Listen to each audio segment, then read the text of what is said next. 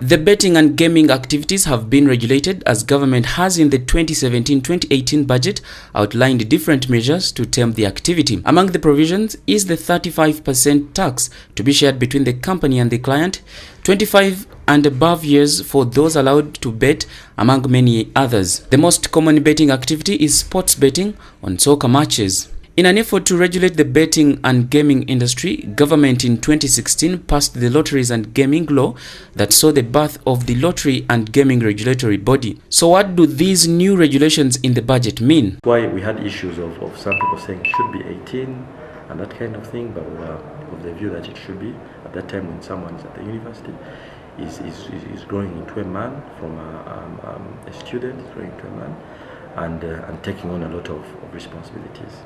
So the age at the moment that we're enforcing according to the Act and according to the parliamentarians who passed the law is the age of 25. So there shouldn't be anyone anywhere below the age of 25 having access to these gaming centers or these gaming machines.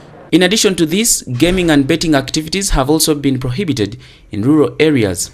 The provision is only for those in the cities, big towns and municipalities. We should not have slot machines or these gaming operations in villages, deep down in villages. We are limiting them to towns, to cities and to municipalities. The operators have been paying 35% tax to government in the previous financial year 2016-2017, unlike in this new year budget where the tax will be shared with the person involved in the betting activity. Annually, gaming activity remits about 35 billion shillings to Uganda Revenue Authority. Focus is not promotion of the industry.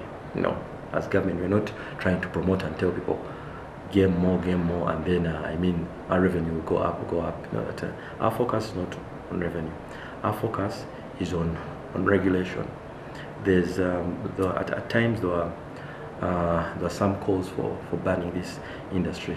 Betting is faulted for promoting laziness, yet alone deaths that have happened when some lost fortunes to the activity. Taxes on beer, alcohol drinks, gambling. Actually, gambling should be a prohibitive tax. It should be prohibitive. Why? Because it is running down the morals of our youth, the values of our youth. And we have seen young lawyers who are signing checks to gamble. On the other hand, agriculture has been allocated shillings 846.7 billion compared to shillings 823 billion in the previous financial year. Following the prolonged drought and ruthless armyworm that has left many residents starving, government has scrapped off taxes of agricultural inputs, animal feeds and premixes summarily. The removal of the taxes is intended to promote animal husbandry and reduce costs of agricultural inputs. John Muhumuza, a dealer in agrochemicals and equipment, says even though the taxes have been scrapped off, the prices are not expected to be reduced.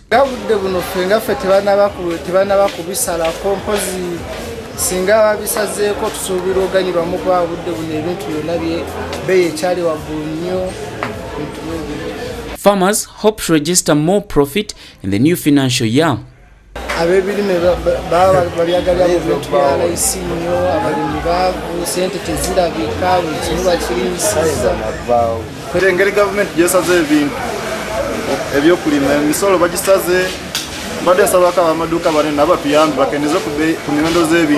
But Abdallah Kawuka, dealing in animal feeds in Kisenyi, says the scrapped taxes won't cause any change. His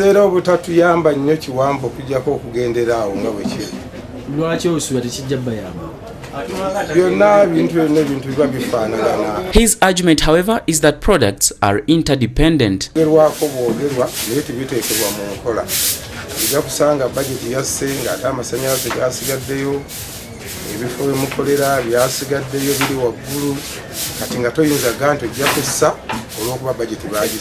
Report filed by Dennis Waniala and Simon Semazi for Urban TV.